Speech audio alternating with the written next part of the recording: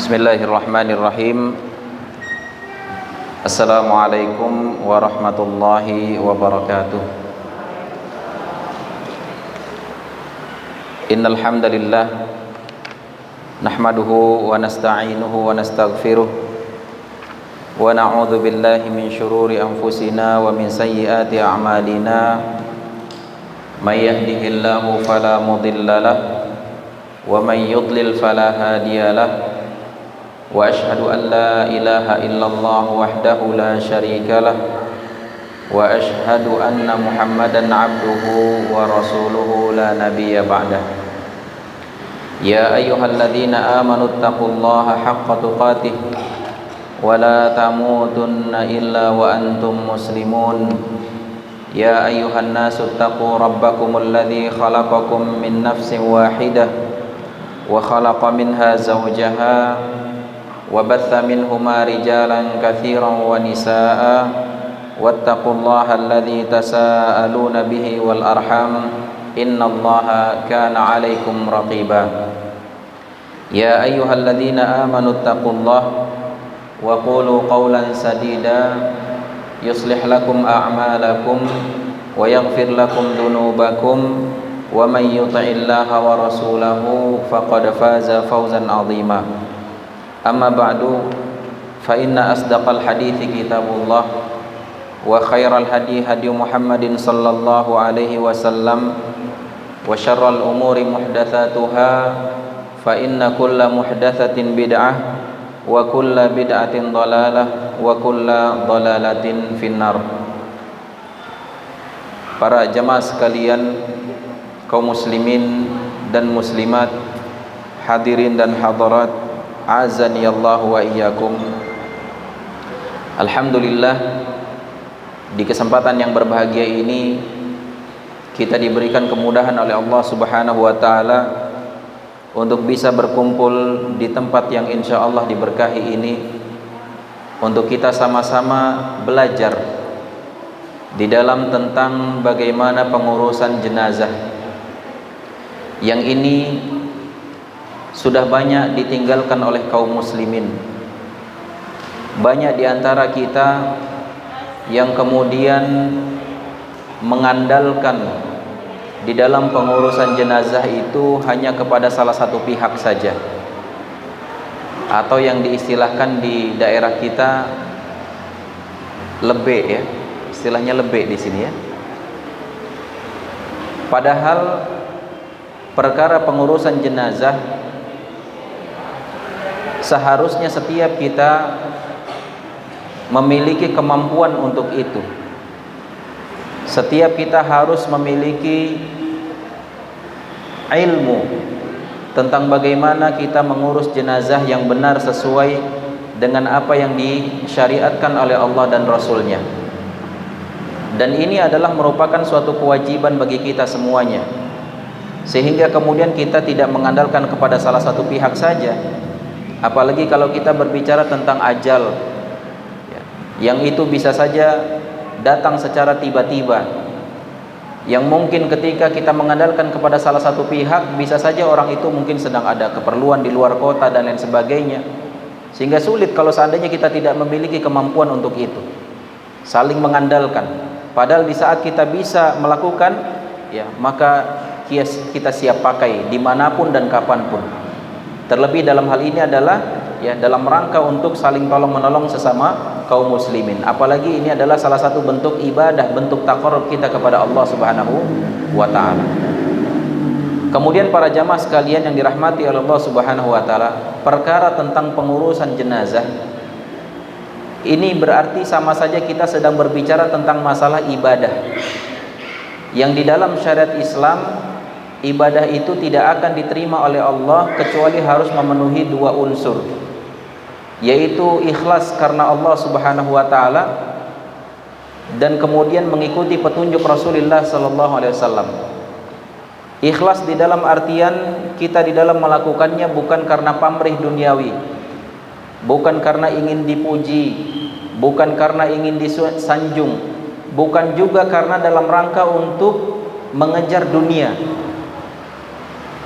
Nah, selama ini kita dapati perilaku-perilaku pengurusan jenazah justru dijadikan sebagai mata pencaharian yang kemudian ditarif sekian-sekian. Padahal ini merupakan kewajiban bagi kita semuanya kaum muslimin. Dan di situ ada unsur ibadah. Kita melakukannya tidak lain hanya berharap pahala di sisi Allah Subhanahu wa taala. Jadi seharusnya tidak ada kemudian diberi pamrih, dikasih nominal uang sekian-sekian, ditarif sekian-sekian. Tidak seharusnya seperti itu. Apalagi di kampung kita, saya nggak tahu zaman dulu itu sampai di saat kita menyolatkan jenazah dibagikan amplop, bener gak? Terlebih kalau yang meninggal itu orang kaya, orang berduit, masya Allah, berduyun-duyun orang datang, bukan tujuannya ingin mendoakan dia dengan sholat jenazahnya, tapi tujuannya ngarep amplopnya. Wah, ini orang kaya yang meninggal nih, amplopnya pasti gede nih. Sampai kemudian diantar ke pemakaman, itu juga mengharapkan ada orang-orang yang lewat dengan kendaraan melemparkan uang. Masih begitu sekarang. Nah, ini adalah hal-hal yang tidak dibenarkan, yang mana hal ini adalah kewajiban setiap kita. Makanya di dalam penyelenggaraan jenazah hukumnya fardu kifayah. Fardu kifayah itu maknanya bukan kalau satu orang sudah melaksanakan berarti gugur bagi yang lainnya, bukan. Tetapi kalau sudah ada yang melaksanakannya, beberapa orang yang cukup dengan beberapa orang itu, maka gugur bagi yang lainnya. Kalau ternyata satu orang mengurusi nggak cukup, maka belum gugur kewajiban bagi yang lainnya. Apalagi dalam penyelenggaraan jenazah, satu orang tidak cukup, butuh beberapa orang, dari mulai memandikan, mengkafani, menyolatkan, dan kemudian membawa sampai ke pemakamannya. Sehingga kemudian bagi kita semuanya harus bisa ikhlas di dalam menjalani atau menyelenggarakan jenazah, dan pahalanya besar sekali. Kemudian yang kedua, harus mutabaah, mengikuti petunjuk Rasulullah sallallahu alaihi wasallam. Kita dapati banyak di antara kita di saat menyelenggarakan jenazah itu mengikuti tradisi yang ada. Kita bukan sedang menyalahkan tradisinya, bukan. Tetapi kalau seandainya tradisi itu sesuai dengan syariat, maka ayo kita ikuti. Tapi kita mengikuti syariat, bukan tradisinya. Makanya dalam kaidah dikatakan al-'adatu muhakkamah. Yang namanya tradisi itu bisa menjadi sumber hukum kalau seandainya dia tidak bertentangan dengan syariat. Namun banyak di antara kita yang kemudian menjadikan tradisi ini walaupun tidak sesuai dengan syariat, lalu kemudian dikedepankan tradisi itu. Nah, ini yang keliru. Sehingga turun-temurun, kenapa memandikannya begini? Ya, nenek moyang kami begitu dulu.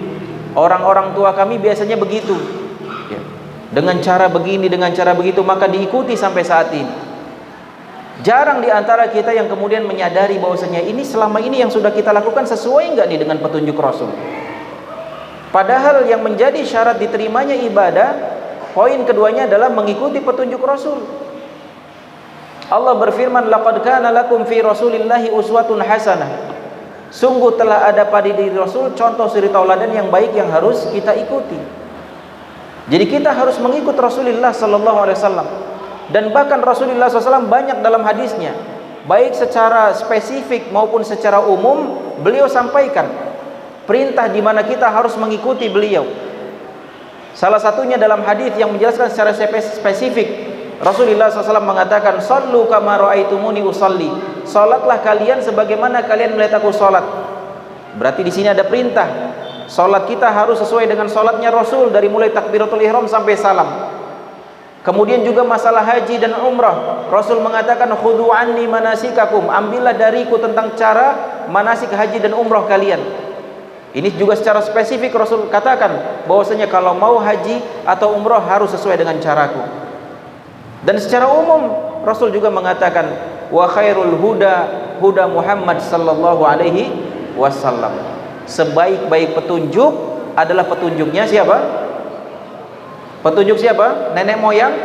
Bukan. Petunjuk orang kebanyakan? Bukan. Petunjuk tradisi? Bukan. Tapi Rasul mengatakan sebaik-baik petunjuk adalah petunjuknya Rasulullah sallallahu alaihi wasallam. Sehingga di dalam kesempatan ini kita belajar tentang bagaimana sih petunjuk Rasulullah sallallahu alaihi wasallam. Tentang bagaimana sih cara kita ikhlas di dalam beramal. Karena yang paling terpenting dalam hal ini adalah kita harus membekali diri dengan ilmu.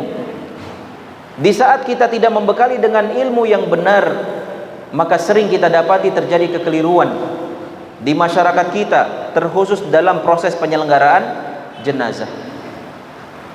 Dan parahnya lagi, mereka menganggap ini kebenaran. Kekeliruan yang dijalani dianggap sebagai kebenaran. Dan bahkan ketika hadir seseorang untuk memperbaiki, menjelaskan bahwasanya ini keliru loh, ini bertentangan dengan syariat Islam, lalu kemudian ditentang habis-habisan, dianggap sebagai pemecah belah umat, dianggap sebagai aliran ini, aliran itu, dan segala macamnya. Padahal kita niatnya baik, ingin menyampaikan yang benar. Karena segala sesuatunya butuh dengan ilmu. Maka para jamaah sekalian yang dirahmati Allah Subhanahu wa taala, di kesempatan yang berbahagia ini tidak ada maksud saya untuk kemudian menvonis apa yang sudah terjadi di masyarakat, memvonis bahwasanya ini adalah perilaku bid'ah dan pelakunya otomatis kemudian dituduh sebagai ahli bid'ah. Kita tidak memvonis seperti itu. Karena bicara hal-hal seperti itu mungkin terjadi kekeliruan di masyarakat. Tujuan kita adalah untuk tawasau bil haq wa tawasau bis sabr, dalam rangka untuk saling menasihati, baik dalam kebaikan maupun dalam kebenaran. Dan apa-apa yang mungkin kurang pas, yuk kita luruskan, agar kemudian bersesuaian dengan apa yang disyariatkan oleh Allah dan Rasulnya. Baik para jamaah sekalian yang dirahmati oleh Allah Subhanahu wa taala, sebenarnya materi tentang pengurusan jenazah ya tidak bisa diselesaikan dalam satu kali pertemuan ya. Karena memang pembahasannya perlu mendetail, perlu yang panjang gitu ya. Tetapi karena memang keterbatasan waktu ya, kita berusaha dipadatkan sedemikian rupa sehingga kemudian mungkin ada pembahasan-pembahasan yang tidak bisa kita rinci atau tidak kita sebutkan secara mendetail dalil-dalilnya ya, dalam rangka karena keterbatasan waktu. Tapi insya Allah apa yang disampaikan ya cukup mewakili ya apa-apa yang telah diajarkan di dalam syariat kita. Para jamaah sekalian yang dirahmati Allah Subhanahu wa taala, mengawali pembahasan ini maka kita terlebih dahulu membahas tentang di saat seseorang dalam keadaan sakratul maut ya, karena biasanya orang yang meninggal itu diawali dengan sakratul maut ya, atau bahasa kitanya naja ya, naja. Maka di dalam hal ini apa yang harus kita lakukan nih sebagai seorang muslim kepada saudara kita yang sedang dalam keadaan sakratul maut? Maka yang paling pertama yang harus kita lakukan adalah talqinuhu bisyahadah. Kita mentalkinkan dengan syahadah, mentalkinkan dengan syahadah. Dan dalam hal ini Rasulullah sallallahu alaihi wasallam pernah bersabda, laqinu mautakum la ilaha illallah. Talkinkanlah orang-orang yang hendak meninggal di antara kalian dengan la ilaha illallah. Jadi mentalkinkannya dengan apa, Bu? Dengan la ilaha illallah, bukan dengan Allah, Allah, Allah. Kita mentalkinkannya dengan mengucapkan la ilaha illallah. Caranya bagaimana? Ya, caranya ketika kita misalkan menghadapi ada orang yang sedang sakaratul maut, sedang sakit parah lah, yang kayaknya ini bakalan meninggal, maka kemudian kita bisiki, kita sampaikan di telinganya, tidak terlalu keras suaranya, khawatir mengganggu dia, dan juga tidak terlalu pelan, khawatir nanti nggak kedengeran. Maka kita sampaikan kepada si pasien ini atau si yang sakit ini, ya, ayo ikuti ucapan saya. Maka kemudian kita pandu dia, kita bimbing dia dengan mengucapkan, yuk katakan la ilaha illallah, la ilaha illallah. Ya. Mungkin dia akan kesulitan, mungkin dia sebelumnya tidak merespon, tapi terus sampai dia benar-benar merespon dan sampai dia mengikuti ucapan kita la ilaha illallah. Ketika dia sudah mengucapkan la ilaha illallah, stop, jangan diajak ngobrol lagi ya. Misalkan ada kerabat yang datang mau jenguk, kasih tahu ke dia, jangan diajak ngobrol lagi, karena dia sudah mengucapkan la ilaha illallah. khawatir nanti di saat diajak ngobrol lagi, berarti kan ucapan terakhirnya bukan la ilaha illallah. Dan gimana kalau saatnya setelah itu ajal datang? Ya. Padahal kita berharap ucapan terakhir dia adalah la ilaha illallah. Karena hadis Rasulullah SAW mengatakan, man kana akhiru kalamihi la ilaha illallah dakhalal jannah, kata Rasul. Siapa yang akhir kalimatnya, akhir ucapannya la ilaha illallah, maka dia masuk ke dalam surga. Jaminannya masuk surga.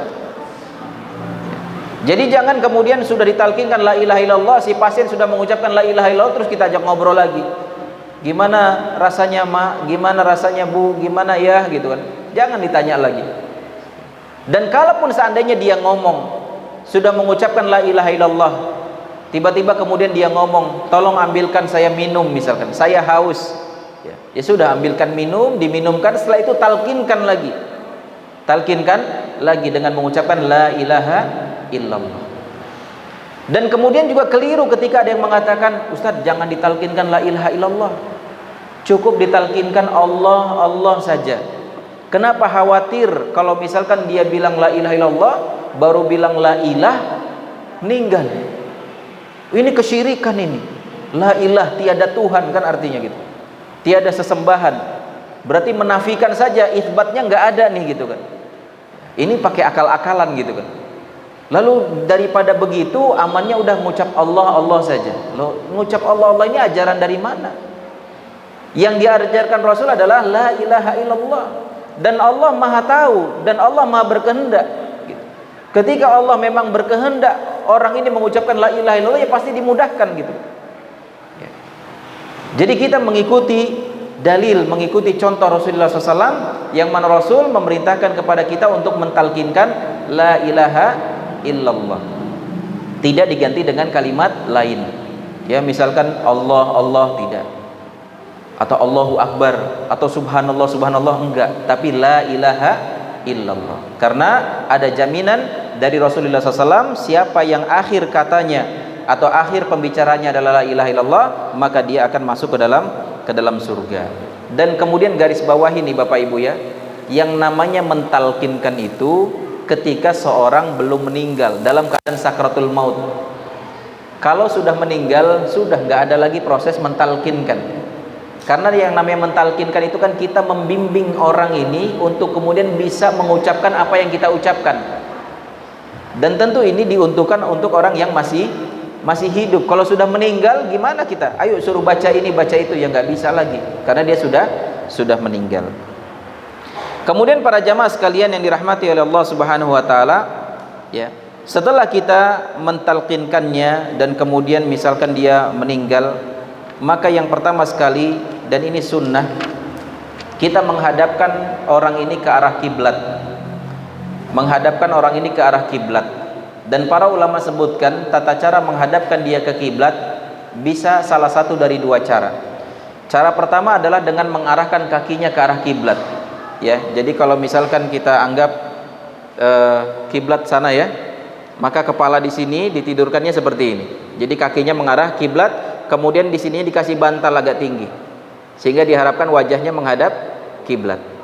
Atau dengan cara yang kedua, yaitu dengan cara seperti ini. Seperti ini ya. Oh iya, seperti ini.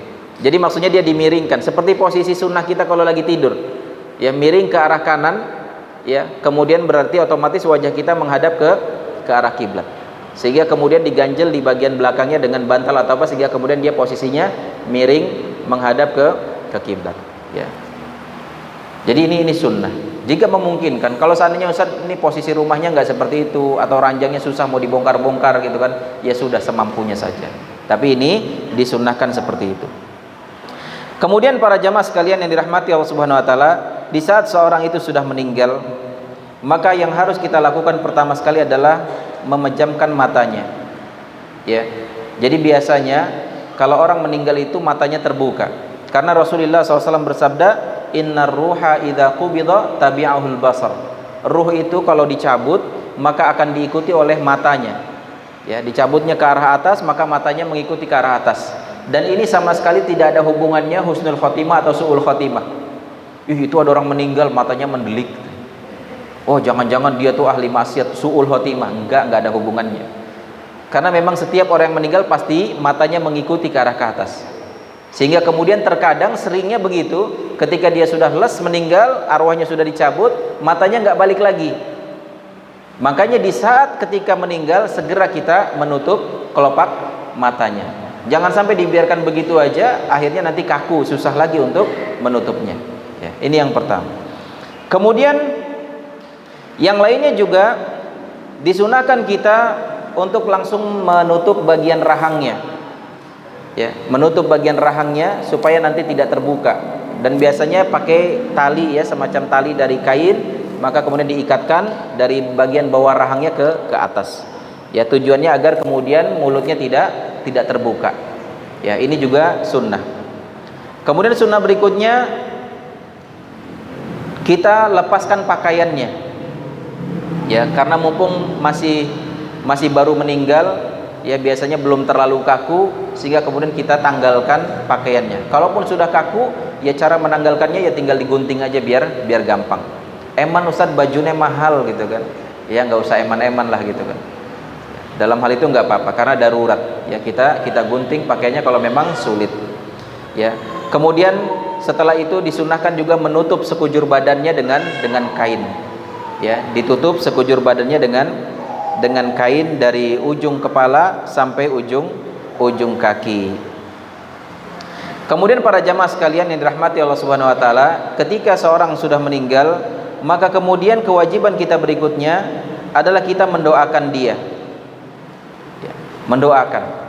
Jadi jangan kemudian kita bersedih yang terlalu berlebihan sampai kemudian nangis-nangis sampai berteriak-teriak, jangan. Kita tahan diri kita. Kita tidak mengatakan sesuatu kecuali yang diridai oleh Allah Subhanahu wa taala. Makanya dalam hal ini Rasulullah SAW mengatakan, la tad'u ala anfusikum illa bi khair. Jangan kalian mendoakan, jangan kalian mengucapkan sesuatu kecuali yang baik. Jadi kita mendoakan dia. Dan itu yang bisa bermanfaat untuk mayit. Kita teriak-teriak, kita nangis-nangis, kita sampai meluk si mayit ini, nggak ada manfaatnya. Toh dia juga nggak bakal hidup lagi. Justru yang beri manfaat adalah kita mendoakan kebaikan. Allahumma gfir lahu warhamhu, ya Allah ampuni dia, kasihani dia. Kita doakan kebaikan. Kemudian juga al-mubadarah bitajhizi wa ikhrajihi, yaitu kita segera untuk mengurus penyelenggaraan jenazahnya, dari mulai kita memandikan, mengkafani, kemudian menyolatkan, dan terakhir menguburkan. Ya, ini dia hal-hal yang perlu kita lakukan ya sesaat setelah seseorang itu dicabut nyawanya. Berikutnya ada perkara-perkara yang dibolehkan, yang mungkin difahami oleh sebagian masyarakat kita ini dianggap tidak boleh, padahal sebenarnya kalau kita lihat dari sisi syariat ini dibolehkan. Apa saja? Yang pertama itu kashfu wajihi wa taqbilihi, membuka wajahnya dan menciumnya. Ini boleh. Ya. Makanya ketika sesaat setelah meninggal kemudian ditutup seluruh badannya, ya sampai ke mukanya juga, nanti misalkan ada keluarga yang datang, ya boleh kemudian dibuka wajahnya dan menciumnya boleh. Tapi tentu yang boleh menciumnya yang mahram tentunya ya. Jangan wah ini kekasih saya gitu kan, belum nikah gitu kan, kemudian pengen peluk cium, nggak boleh, bukan mahramnya. Ya, makanya nggak ada pacar-pacaran gitu kan. Tapi yang boleh memeluk dan menciumnya adalah yang mahramnya, anaknya atau istrinya atau suaminya atau ibunya atau orang tuanya gitu ya, boleh. Dan ketika menangis boleh nggak kemudian air matanya sampai nempel di wajah si mayit? Boleh. Karena ada pemahaman sebagian masyarakat yang mengatakan awas nggak boleh dicium, nanti air matanya nempel ke wajah mayit, nanti si mayitnya diazab lah, nanti begini begitu. Nggak ada itu ya. Intinya boleh. Bahkan Rasulullah SAW ketika anak beliau meninggal, Ibrahim, kemudian juga ketika salah seorang sahabat beliau meninggal, Utsman bin Maz'un, beliau menangis, bahkan sampai sambil memeluk, sambil menciumnya. Dan itu dilakukan oleh Rasulullah sallallahu alaihi wasallam, dan bahkan kemudian diikuti oleh sahabat yang lainnya ketika Rasul meninggal, Abu Bakar, Umar. Mereka mencium Rasulullah SAW sambil menangis, dan itu tidak mengapa. Tapi jangan lupa menangisnya adalah menangis yang wajar. Ya, karena memang secara tabiat kasih sayang, kita sayang sama anak kita, sayang sama orang tua, sayang sama pasangan ketika ditinggal. Maka menangis sewajarnya. Jangan sampai kemudian menangis karena menyesali takdir, menangis seolah-olah dia tidak menerima ketetapan Allah, menangis meraung-raung, teriak-teriak sampai kemudian sobek-sobek bajunya, ngacak-ngacak rambutnya, kemudian menggundul rambutnya misalkan. Maka ini tidak boleh. Ini termasuk meratap yang diharamkan oleh Allah dan Rasulnya. Kemudian para jamaah sekalian yang dirahmati Allah Subhanahu wa taala, ada sebagian pemahaman di masyarakat tentang jika si keluarga menangisi mayit, apakah kemudian si mayit ini disiksa karena tangisan keluarganya? Maka di dalam hal ini para ulama menyebutkan bahwasannya itu tidak menyebabkan si mayit diadab karena tangisan keluarganya. Karena Allah Subhanahu wa taala berfirman, wa allaisa lil insan illa ma sa'a. Bahwasannya tidaklah didapatkan oleh seorang manusia itu kecuali apa yang dia upayakan gitu. Sehingga ini perbuatan si keluarganya dan tentu tidak berpengaruh kepada si mayit, kecuali kata para ulama, kecuali kalau seandainya si mayit ini ketika masa hidupnya dia mewasiatkan kepada keluarganya. Dia mengatakan, kalau nanti saya meninggal, tangisi saya ya, ratapi saya, sedih ya, nangis meraung-meraung untuk saya ya, bersedihlah sampai berapa hari untuk saya, misalkan ada wasiat seperti itu, lalu kemudian dilaksanakan oleh keluarganya, maka si mayit turut berdosa karena wasiatnya itu ya, si mayit turut berdosa karena wasiatnya itu.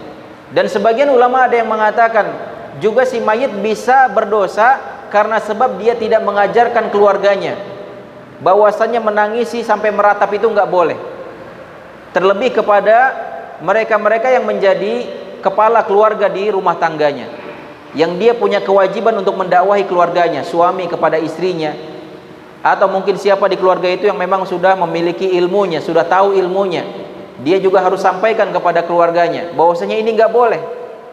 Di saat kemudian dia tidak menyampaikan, tidak mengajarkan kepada keluarganya tentang bahwa menangisi sampai meratap itu adalah dilarang, kemudian dia meninggal dan kemudian keluarganya sampai menangisi sampai meratap, maka bisa saja dia masuk dalam kategori orang yang berdosa. Berdosa karena apa? Karena dia tidak mengajarkan hal-hal yang perlu diajarkan kepada keluarganya. Dalam hal ini masalah larangan meratap kepada mayit. Kemudian para jamaah sekalian yang dirahmati Allah Subhanahu wa taala, kemudian kewajiban kita di saat seseorang telah meninggal, ya terkhusus bagi para keluarga ini. Ketika ada salah seorang keluarga kita meninggal, maka yang pertama adalah kita harus bersabar. Bersabar. Dan sabar ini seperti yang pernah kita katakan adalah suatu hal yang mudah diucapkan tapi memang berat untuk dipraktekkan. Karena berat itulah maka kemudian Allah dan Rasulnya menyiapkan pahala atau menjanjikan pahala yang tiada ada batasnya. Pahala kesabaran luar biasa besarnya. Sampai-sampai Allah mengatakan, innama yuwaffas sabiruna ajrahum bighairi hisab. Allah akan berikan ganjaran kepada orang-orang yang bersabar dengan ganjaran yang tiada batasnya. Pahala yang unlimited, tanpa batas. Ketika Allah dan Rasulnya menyebutkan untuk amalan-amalan tertentu, nih pahalanya disebutkan. Baca Al-Quran 1 huruf 10 kebaikan. Bersodakoh dari 1 kali lipat sampai 700 kali lipat pahalanya. Salat syuruk misalkan pahalanya seperti umroh dan lain sebagainya. Tapi khusus untuk pahala kesabaran, maka Allah sebutkan bahwasanya pahalanya tidak terhingga, tidak ada batasannya. Sehingga pahalanya besar sekali, Bu. Dan ini wajib hukumnya. Apa ini maksud dengan sabar di sini? Menahan diri untuk tidak mengatakan hal-hal yang tidak diridai oleh Allah, untuk tidak melakukan hal-hal yang dimurkai oleh Allah Subhanahu wa taala. Sehingga maknanya sabar itu kita tidak berkata kecuali apa yang diridai oleh Allah, dan kita tidak melakukan hal-hal kecuali yang diridai oleh Allah. Tahan lisan kita. Jangan kemudian kita, kenapa Allah cepat sekali memanggil orang tua saya? Kenapa harus dia dulu yang mati? Kenapa enggak saya? Kenapa enggak fulan dulu tuh yang jahat? Kenapa adik saya yang begini yang mati? Dan seterusnya. Seolah-olah dia menangisi atau menyesali takdir. Seolah-olah dia tidak menerima takdir dan ketetapan Allah. Ini enggak boleh. Atau sampai kemudian ngamuk-ngamuk, ngacak-ngacak rambutnya, sobek-sobek bajunya, Ini juga adalah tidak boleh. Ini adalah salah satu bentuk tidak sabar. Kewajiban kita adalah sabar. Dan kemudian untuk menenangkan diri kita, dianjurkan kita beristirja, yaitu mengucapkan inna lillah wa inna ilaihi rajiun. Nah ini kadang di kita ini cuma selalu aja lewat inna lillahi wa inna ilaihi rajiun. Tapi banyak di antara kita nggak paham maknanya. Kalau seandainya setiap kita faham akan makna inna lillahi wa inna ilaihi rajiun, insya Allah lebih tenang kita.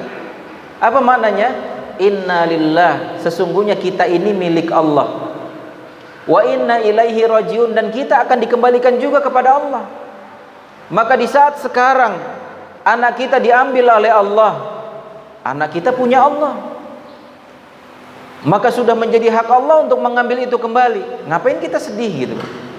Maksudnya kalau sedih secara tabiat karena kasih sayang, karena rahmat, ya silakan, nggak apa-apa. Tapi jangan sampai berlebihan. Karena kita semua milik Allah, dan ini hanya sedang nunggu giliran. Saat ini mungkin orang tua kita, besok anak kita, besok kita. Suatu saat pasti akan datang giliran kita. Jadi yang pertama adalah terhadap kerabat mayit, ketika dia mendapati salah satu keluarganya meninggal, maka dia bersabar dan mengucapkan inna lillahi wa inna ilaihi raji'un, ya. Atau mungkin bisa juga ditambah dengan doa Allahumma jurni fi musibati wa khluf li khairam minha, ya. Yaitu artinya adalah, ya Allah, berilah aku pahala atas musibah yang menimpaku, dan kemudian gantilah aku dengan sesuatu yang lebih baik. Jadi lebih baik kita berdoa begini, mengucapkan innalillah, kemudian berdoa, daripada kemudian kita nangis-nangis, meraung-raung, kemudian cerita begini, cerita begitu, oh si fulan itu orang baik, ini begini, begitu, segala macam. Nggak perlu semuanya. Kita istirja, kita berdoa, dan kemudian juga kita mendoakan si mayit. Nah, adapun perkara-perkara yang diharamkan bagi keluarga terhadap mayit, yang pertama adalah an-niyahah, ya, meratap, sebagaimana yang tadi sering kita singgung. Dan ini biasanya banyak menimpa kaum wanita, karena kaum wanita biasa adalah mereka memiliki hati yang lemah. Terlebih di saat mungkin yang meninggal adalah anaknya, atau pasangannya, atau orang tuanya. Biasanya wanita lebih lemah hatinya, sehingga sangat berpotensi melakukan ratapan, ya, dengan meraung-raung, dengan berteriak, dengan melakukan hal-hal yang dimurkai oleh Allah Subhanahu wa taala. Maka tahan diri Anda, bersabarlah, dan ingat pahala kesabaran yang telah dijanjikan oleh Allah dan Rasulnya, sehingga kemudian kita bisa menahan diri untuk tidak melakukan niyahah. Kemudian yang kedua dan ketiga, darbul khudud wa syaqqul jub, ini juga bagian dari niyahah, yaitu memukul-mukul wajahnya, kemudian menyobek-nyobek pakaiannya, menyobek-nyobek kantong bajunya. Ini juga adalah perbuatan yang dilarang, dan ini masuk dalam kategori niyahah. Termasuk kategori niyahah juga halqus syar, ya, wa nashru, ya, mengacak-acak rambutnya, atau menggundul rambutnya, atau mencukur rambutnya dalam rangka untuk niyahah, dalam rangka untuk merapat, dalam rangka untuk sedih ketika dia meninggal oleh salah satu keluarganya. Ini dia para jamaah sekalian yang dirahmati oleh Allah Subhanahu wa taala, beberapa hal terkait, ya, bagaimana seharusnya kita, apa yang harus kita perbuat di saat seseorang dari mulai menjelang meninggal sampai kemudian baru meninggal. Dan berikutnya, ketika orang sudah meninggal, maka tugas kita berikutnya adalah kita memandikan si jenazah, ya, memandikan jenazah, yang insya Allah akan kita praktekkan. Tapi sekarang kita sampaikan dulu bagaimana penjelasan dari Al-Quran dan hadis, dan juga penjelasan para ulama. Pertama, terkait memandikan jenazah, hukumnya memandikan jenazah itu adalah fardu kifayah. Dan fardu kifayah sebagaimana yang kita katakan tadi, bukan maknanya kalau satu orang sudah melaksanakan maka gugur bagi yang lainnya, bukan. Tapi makna fardu kifayah di sini ketika ada sekelompok orang, apakah itu satu atau dua atau tiga, yang sudah melakukannya dan itu cukup untuk melakukannya, maka gugur bagi yang lainnya. Tapi kalau ternyata dengan satu orang atau dua orang tidak cukup, ya, maka belum gugur kewajiban bagi yang lain. Contoh seperti memandikan, satu orang bisa enggak? Ya, kalau sekedar memandikan saja mungkin bisa, tapi untuk ngangkat-ngangkatnya butuh orang lain, kan begitu. Sehingga ini tidak cukup, misalkan ada satu orang yang melakukan udah cukup, enggak, butuh tambahan orang. Sehingga kemudian misalkan 3 orang atau 5 orang, maka sudah cukup, berarti gugur kewajiban bagi yang lain. Kemudian para jamaah sekalian yang dirahmati oleh Allah Subhanahu wa taala, di dalam hal ini tentang disyariatkannya memandikan jenazah disebutkan di dalam hadis Rasulullah sallallahu alaihi wasallam dari Ummu Atiyah dan juga para wanita yang ketika itu memandikan jenazah anak wanitanya Rasulullah sallallahu alaihi wasallam, di mana kemudian dia mengatakan igsilnaha thalathan aw khamsan. Rasulullah SAW perintahkan kepada Ummu Atiyah dan para wanita yang memandikan jenazah anak perempuannya dengan mengatakan igsilnaha thalathan, mandikan dia 3 kali atau 5 kali, aw khamsan. Nah, di sini ada kata igsilnaha, perintah, mandikanlah. Ya, sehingga para ulama mengatakan karena di sini ada kata perintah, maka hukum asal kata perintah adalah wajib. Namun kemudian para ulama menjelaskan wajib di sini maksudnya adalah wajib kifayah atau fardu kifayah. Kemudian siapa orang yang paling berhak untuk memandikan jenazah? Ya, selama ini kita memandikan jenazah ya mengandalkan kepada orang-orang tertentu atau profesi tertentu. Padahal ada mereka-mereka yang paling berhak ya untuk memandikan jenazah. Yustahabu ayyaquma aulan nas min ahlil mayyit bitaghsilihi idza tawaffara fihi shalah wal khibrah bil ghasl. Jadi yang perlu diperhatikan, yang paling pertama berhak untuk memandikan jenazah itu adalah dari kalangan kerabatnya. Semakin dekat hubungan kekerabatan dengan mayit, maka dia semakin berhak untuk memandikan jenazah. Tetapi hal ini juga harus ditunjang dengan sifat-sifat yang melekat kepada orang yang memandikan jenazah ini. Walaupun dia kerabat, tapi kalau seandainya dia tidak memenuhi sifat-sifatnya, maka dia tidak berhak untuk memandikan jenazah. Nah, kita katakan misalkan di keluarga ini semuanya memiliki sifat-sifat yang mumpuni untuk memandikan, maka baru kita pilih mana yang paling dekat. Ya, misalkan ini yang meninggal orang tuanya, maka berarti anaknya yang paling berhak. Atau misalkan seorang wanita, maka yang paling berhak suaminya, kemudian anak-anaknya, dan seterusnya. Semakin dekat hubungannya, maka dia semakin utama. Tetapi tentu harus terkumpul padanya sifat-sifat yang berhak untuk memandikan jenazah. Apa saja sifat-sifatnya? Ya, sifat-sifat orang yang memandikan. Nah, ini harus diperhatikan.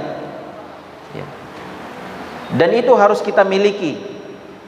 Tidak boleh kita bermudah-mudah.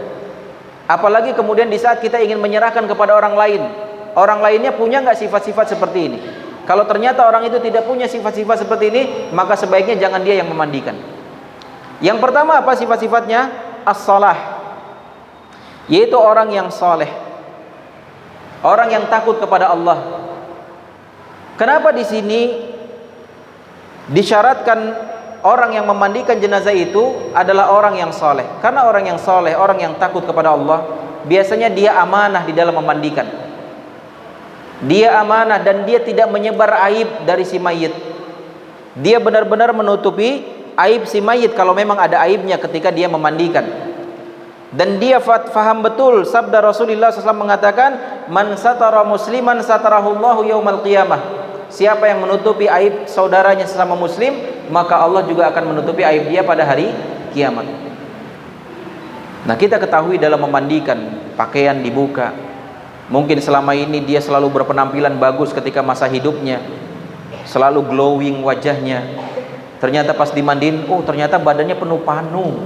Misalkan dia ceritain ke sana sini, oh ternyata dia waktu hidup tuh glowing mukanya aja, ternyata di punggungnya banyak panunya, banyak kurapnya misalkan. Ya, ini aib. Kalau orangnya tidak saleh, kalau orangnya tidak takut kepada Allah, kalau orangnya tidak bertakwa, dia bisa mudah untuk menyebarkan aib-aib ini.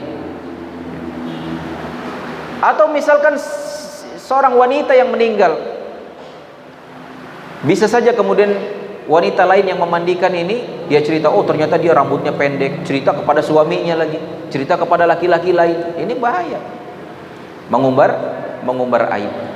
Jadi yang paling pertama yang harus dimiliki oleh seorang yang memandikan jenazah adalah dia orang yang saleh, yang takut kepada Allah Subhanahu wa taala, yang kemudian dia tidak menyebarkan aib si mayit.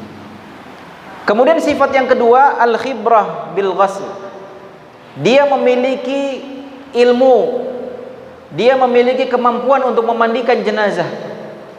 Nah, insya Allah nih setelah kelas ini, setelah pelajaran ini, antum-antum semua menjadi orang-orang yang khibrah, yang memiliki kemampuan untuk bisa memandikan jenazah sesuai dengan sunnah Rasulullah sallallahu alaihi wasallam.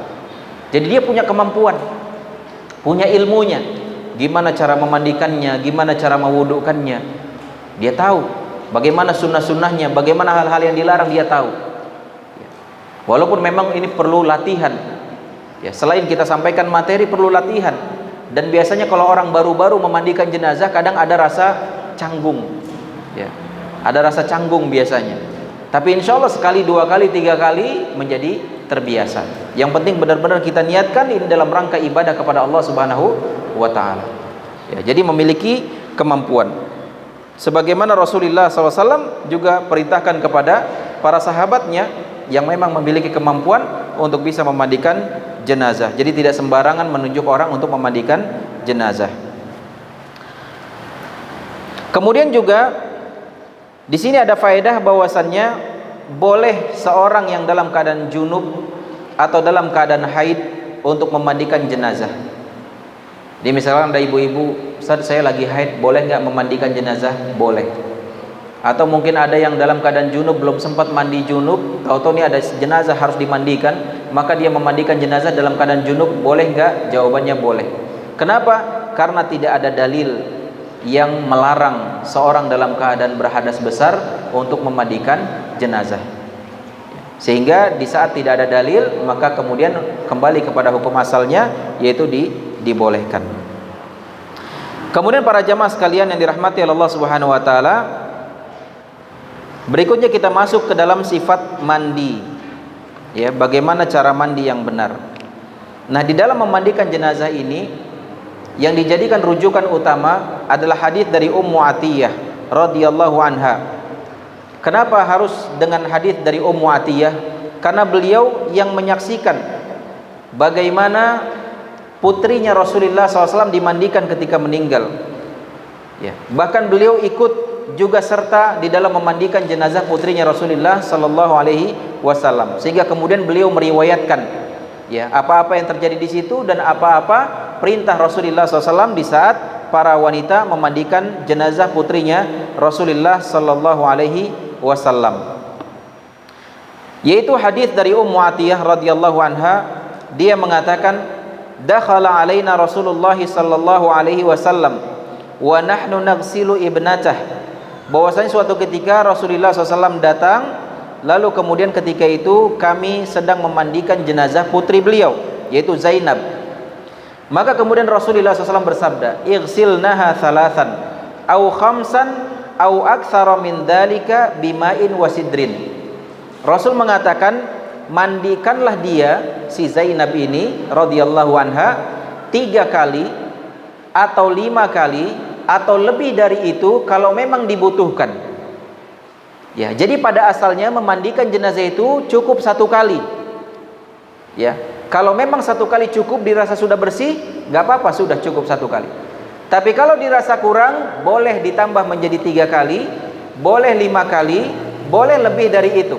Yang penting usahakan bilangannya ganjil. Kalau memang diperlukan, boleh lebih dari itu. Lalu kemudian Rasul mengatakan bima'in wasidrin, yaitu dimandikan dengan menggunakan air dan juga dengan menggunakan sidr. Apa? Daun bidara. Jadi daun bidara itu bisa dengan cara, misalkan kita ambil beberapa helai daun bidara, kita kita remek-remek gitu, lalu kita campurkan ke dalam air. Ya, atau zaman sekarang mungkin sudah ada daun bidara yang sudah ditumbuk, boleh kita ambil beberapa kemudian dicampurkan ke dalam airnya, dan itu dipakai untuk memandikan jenazah. Dan zaman dahulu kenapa dipakai daun bidara? Karena memang sifatnya daun bidara itu wangi, harum, dan juga dia ada busanya, dan dia lebih bisa untuk membersihkan dibandingkan air biasa tanpa dicampur daun bidara. Makanya Rasul mengatakan di sini, igsilnaha thalathan aw khamsan aw aktsara min dzalika in ra'aitunna dzalika bima'in wasidrin. Basuhlah atau mandikanlah 3 kali atau 5 kali atau lebih dari itu jika dibutuhkan dengan air dan juga sidr. Waj'alna fil akhirah kafura, dan jadikanlah siraman yang terakhir itu air kapur barus. Ya, jadi kalau misalkan kita memandikannya tiga kali, maka kita mandikan 2 kali dan siraman yang terakhirnya adalah dengan kapur barus. Jadi berarti 3 kali. Ya, berarti tiga kali. Kalau misalkan mandikannya 1 kali, ya siraman yang terakhirnya itu dengan kapur barus. Setelah kita proses mandi, maka kemudian yang terakhirnya dengan kapur barus. Insya Allah nanti akan kita praktekkan bagaimana caranya.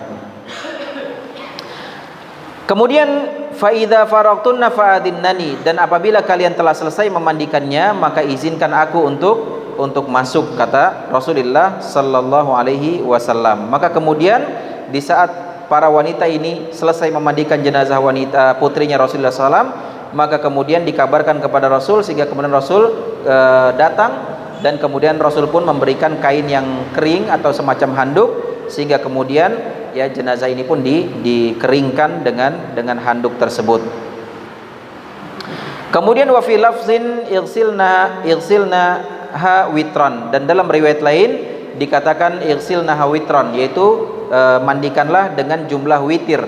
Ya, ini menunjukkan kepada kita bahwasanya tadi 3, 5 atau misalkan lebih, maka usahakan jumlahnya witir, jumlahnya bilangan ganjil. Dan kemudian juga dalam riwayat lain ada penambahan ibda'na bimayaminiha wa mawadi al-wudu minha, mulailah dari bagian sebelah kanan dari jenazah ini dan juga dari tempat-tempat wudu dia. Jadi dari anggota wudunya terlebih dahulu, dan kemudian mendahulukan bagian kanannya sebelum yang lainnya. Wa fihi anna ummu atiyah qalat wa masyatnaha thalathata qurun, dan kemudian kami sisir dia dengan tiga kunciran. Jadi nanti jenazah ketika sudah dimandikan, ya terkhusus ini untuk jenazah wanita, maka dia dikuncir 3 kunciran. Kunciran pertama di bagian ubun-ubunnya di sini, dipilin, dikepang bahasa kitanya, kemudian ambil di bagian sini dan juga di bagian sini, masing-masing dikepang. Lalu kemudian semuanya dijulurkan ke bagian belakang, ya, setelah sebelumnya disisir terlebih dahulu. Ini khusus untuk jenazah wanita. Kalau misalkan jenazah wanita rambutnya pendek gimana Ustaz? Ya sudah, nggak perlu, cukup disisir saja ke bagian belakang, maka nggak perlu dikepang, karena memang tentu sulit untuk dikepang kalau rambutnya pendek. Kemudian secara kesimpulan dari hadis Ummu Atiyah ini bisa kita perincikan tentang bagaimana sih ya tata cara memandikan jenazah itu. Yang pertama adalah ayyujarridal mayyit min thiyabihi wa yadha ala auratihi sitratan. Jadi yang pertama, ini sejenazah sudah dibaringkan, ya, sudah diangkat tadi dari tempat dia meninggal, mungkin di kamar atau di ruang tengah atau di kasurnya, diangkat kemudian diposisikan di tempat pemandian. Kita anggap ini bagian kepalanya, ini bagian kakinya, maka ditempatkan seperti ini. Dan kalau seandainya tadi sudah dilepaskan pakaiannya, berarti kan dalam posisi dia pakai kain kan, ditutup dengan kain seluruh badannya, maka hati-hati jangan sampai tersingkap auratnya, ya, karena aurat manusia baik dalam keadaan hidup maupun ketika sudah meninggal maka harus dijaga, tidak boleh dilihat apalagi disentuh, ya, jadi harus benar-benar dijaga. Maka kalau memang tadi sudah dibuka pakaiannya berarti dia tertutup dengan kain, maka kita angkat, ya, hati-hati jangan sampai tersingkap. Kalau ternyata tadi belum sempat dibuka pakaiannya, ya sudah langsung diangkut, ya, tetap dalam kondisi auratnya harus tertutup, maka kemudian diletakkan di tempat pemandian. Kelihatan nggak nih? Kita contohkan di sini. Nah, diposisikan seperti ini. Nah, kemudian setelah diposisikan di sini, usahakan kalau memang tadi sudah pakai kain, kemudian kainnya diturunkan. Jadi ditutup bagian aurat besarnya saja. Kalau misalkan wanita, maka ditutup dari bagian dadanya sampai bagian lututnya. Untuk yang laki-laki, maka tutup dari bagian pusarnya sampai bagian lututnya, ditutup dengan kain tadi. Kalau misalkan pakaiannya belum dibuka tadi, ya sudah, karena mungkin sudah agak keras, sudah agak kaku jenazahnya, maka digunting, dan dalam proses menggunting pakaiannya tetap dipasang kain di atas aurat besarnya itu, jangan sampai terbuka, jangan sampai tersingkap. Faham ini? Iya. Nah, kemudian kita pasang kain di bagian aurat besarnya itu, ya. Lalu kemudian yang kedua adalah antang qudadafairal maitah, ya, ingkana laha. Kalau misalkan si wanita ini rambutnya dalam kondisi dikuncir atau dikepang, maka dilepas dulu. Dilepas terlebih dahulu. Tapi kalau seandainya memang kondisinya sudah terurai, tidak dikuncir, ya sudah, biarkan gitu. Ayyaltazimar rifqa fi a'malil ghusli kulliha. Berusaha selemah lembut mungkin di saat kita memandikan jenazah. Jadi jangan sampai kasar. Ya, apalagi gosoknya pakai kawat cuci piring gitu kan. Jangan. Ya. Usahakan ya gosok biasa seperti di saat kita mandi, gimana caranya? Ya. Tentu kita tahu bagaimana saat-saat kita menggosok yang itu menyakitkan diri kita, itu juga bisa menyakiti si jenazah. Tetapi bukan berarti juga harus gini. Ya, sebagian masyarakat kita ada yang kalau mandikan jenazah tuh gosoknya jangan begini tapi begini, karena takut menyakiti. Ya, ini berlebihan namanya. Ya nggak apa-apa gosok gini. Ya, yang penting jangan sampai keras-keras gitu ya. Biasa saja. Yang penting sebatas menghilangkan kotoran, sebatas menghilangkan daki-daki yang nempel di badannya. Atau misalkan bisa dibantu dengan menggunakan spons atau waslap, atau mungkin dengan apa?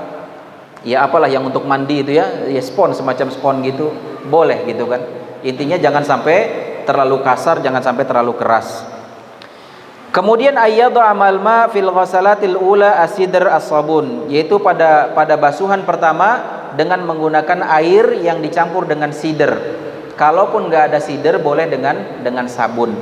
Sabunnya boleh dengan sabun cair, misalkan dicampur di airnya, atau boleh juga airnya air biasa tapi kemudian kita sabun dengan sabun batang, misalkan disabun ya kayak kita mandi biasa. Ya, setelah disiram kemudian disabun. Dan lebih bagus lagi kalau airnya sudah dicampur dengan dengan daun bidara. Kemudian ayyabda'a bi ghaslil mayamin wa mawadhi'il wudu minhu ba'dan niyah wa tasmiyah, yaitu kita mulai dari bagian kanan dan juga tempat wudunya, ya. Dengan kemudian yang memandikan tentu niat dan mengucapkan bismillah. Niatnya bagaimana Ustaz memandikan jenazah? Apakah ada nawaitunya? Nawaitu ghuslal mayyit misalkan? Jawabannya tidak ada. Yang namanya niat cukup di dalam hati, ya. Niat itu kerjaannya hati. Si lisan jangan ambil alih kerjaannya hati. Karena betapa banyak orang yang ucapannya berbeda dengan yang di dalam hatinya. Sedangkan Allah akan menilai dari hatinya, niatan kita. Maka cukup hadir hati kita untuk memandikan jenazah, itulah yang disebut dengan niat. Atau bahasa kitanya kretek di hatinya, ya, itu yang disebut dengan niat, ya. Jadi nggak perlu lagi ada redaksi tertentu. Sengaja aku begini, sengaja aku begitu, nawaitu begini, nawaitu begitu. Ini tidak disyariatkan dan juga tidak pernah dicontohkan oleh Rasulullah sallallahu alaihi wasallam. Intinya para jamaah sekalian yang dirahmati Allah Subhanahu wa taala, sebenarnya memandikan jenazah itu persis sama seperti kita mandi untuk janabah. Ya, insya Allah semua kita sudah pernah mandi janabah, ya, sudah pernah mandi janabah. Dan caranya seperti itu. Di mana pertama sekali kita mencuci kemaluan, ya, bersih. Kemudian setelah itu kita berwudu seperti wudu hendak sholat.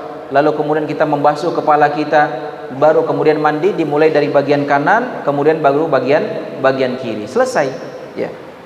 Nah, adapun bedanya untuk jenazah, kalau untuk mandi wajib kita mandi untuk diri sendiri, kalau jenazah kita memandikan orang lain dan sudah kaku orangnya, sudah meninggal. Maka dari itu di sini disebutkan setelah kita mewudukannya dan membasuh bagian kanannya, juga di sini yaksil ras jayidan, yaitu membasuh kepala sebagaimana tadi sifat memandikan sifat mandi janabah. Jadi kita mencuci kepalanya atau mencuci rambutnya dengan baik, yaitu dengan menggunakan air dan juga sidr tadi. Ya, karena sifatnya sidr itu biasanya berbusa dan kemudian dia harum, ya. Maka boleh juga misalkan kita tambah dengan sampo, ya. Dengan alat pembersih rambut yaitu sampo gitu, ya. Dibersihkan dengan benar baik sampai kemudian di bagian-bagian kulit kepalanya sampai bersih.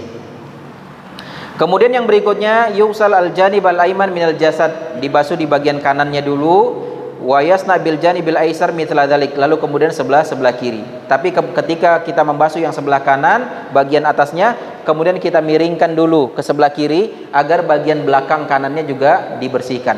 baru kemudian berpindah ke yang bagian kiri, bagian atas dan bagian bawahnya. Kemudian yumsyatur ras, ya, yaitu disisir rambutnya dan kemudian dikuncir rambutnya sebagaimana yang tadi kita jelaskan dengan 3 kunciran kalau memang rambutnya panjang, dan ini khusus untuk wanita. Kemudian yukarrarul ghuslu iddatan marrat, boleh diulangi memandinya bisa 3 kali, bisa 5 kali sebagaimana yang tadi kita sebutkan kalau memang dibutuhkan. Kalau memang cukup 1 kali sudah cukup, ya sudah, tidak perlu ditambah. Kemudian yudhaful kafur awil misk fil ghusl al-akhirah, pada basuhan terakhir digunakan air yang dicampur dengan kapur barus, atau boleh juga diganti dengan minyak wangi misik kalau ada. Ya, kalau ya mungkin di kita yang lebih mudah adalah kapur barus gitu kan, yang ditumbuk kemudian dicampur ke dalam air, dan airnya nggak usah banyak-banyak untuk